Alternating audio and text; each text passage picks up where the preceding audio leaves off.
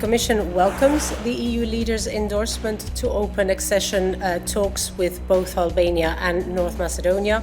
Оваа вест од пред непол месец, иако се чекаше 15 години, се најде на крајот на информативните изданија во земјава тој ден. COVID-19 засени се, од зачленувањето во НАТО до одлуката за почеток на преговори со Европската Унија. Двете клучни цели не само на оваа, туку и на други влади од 1991 досега. Тоа се нотира и во овој бриф на БИЕПАК, Советодавната група за јавна политика Балканот во Европа. Тимот меѓународни експерти кои со години го следи процесот на интеграција на регионот кон Унијата, заклучува дека поради COVID-19 едноставно кажано не успеавме да му се израдуваме ниту на полноправното членство во Алијансата, ниту на одлуката за почеток на преговори со Унијата. Но она што се чини поважно се насоките што БИЕПАК ги дава за војнина во документот насловен Западниот Балкан во период на глобална пандемија. Препораки има и за земјите членки, и за земјите аспирантки. Документот сугерира дека и покрај здравствената ситуација која во моментот е врвен приоритет, Унијата мора да го продолжи процесот на интеграција на земјите од Западен Балкан како што е предвидено со новата методологија за пристапување, така што во најкусможен рок ќе почне преговори со Северна Македонија и Албанија. Но дали динамиката ќе биде забавена поради корона кризата и дали во јуни, сепак нема да се одржи првата меѓувладина седница со земјава, како што претходно се најавуваше и во Брисел и во Скопје.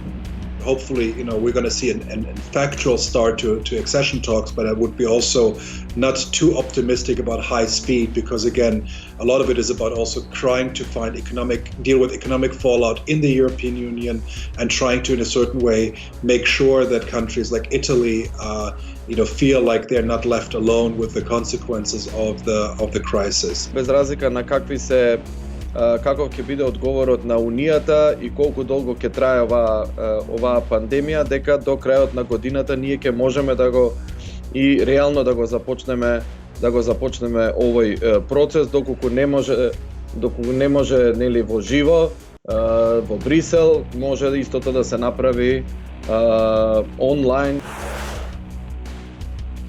Дали Унијата киксна зашто не успеа брзо да реагира на ситуацијата што пак доведе до подем на националните влади во очите на граѓаните?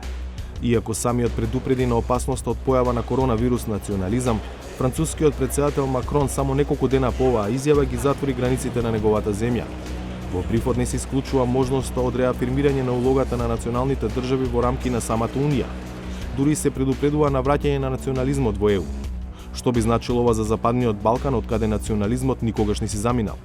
Спориот одговор на Унијата не се базира поради немањето на механизми, туку едноставно здравствените политики се политики на земјите членки.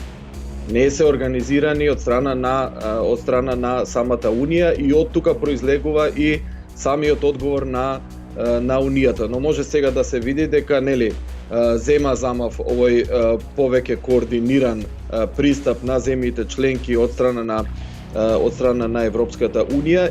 We see that in Italy there's been a rise of kind of Euroscepticism and there's a certain sense of being left alone, and we see that it's very hard to have solidarity in a moment of crisis. But again, the EU starts to be more effective. It's not a quick actor, but it's once it starts moving into gear, it's able to help much more effectively than big geopolitical actors like China or others. Пандемијата представува предизвик за сегашниот глобален поредок и воспоставува нова геополитичка реалност во Европа. Ова важи и за регионот Западен Балкан, пишува во брифот на БИЕПАК. Предупредувањето до Унијата е дека други глобални играчи, конкретно Кина, може да ја искористат кризата за дополнително пенетрирање во регионот. Well, China has used the moment of crisis to engage in a nice exercise of public diplomacy, or you could call propaganda. I mean, we have to keep in mind the EU has helped China at the peak of the crisis there. And in mid-March, when the times were the worst in the European Union, it was a little bit arrogant and a little bit also, I would say, foolish of Serbian President Vučić to kind of align himself with China so publicly when the real struggle was within the EU. So, of course, the EU was dealing with how to fight it in Italy, in France, in Spain, and not in Serbia.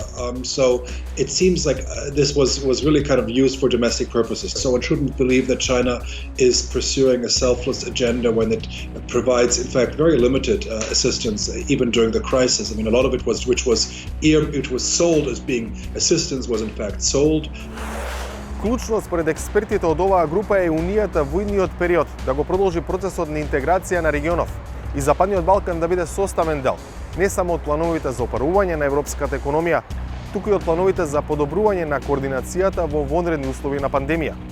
Користа ќе биде двострана и за државите од регионот, но и за кредибилитетот на самата Унија на Балканот.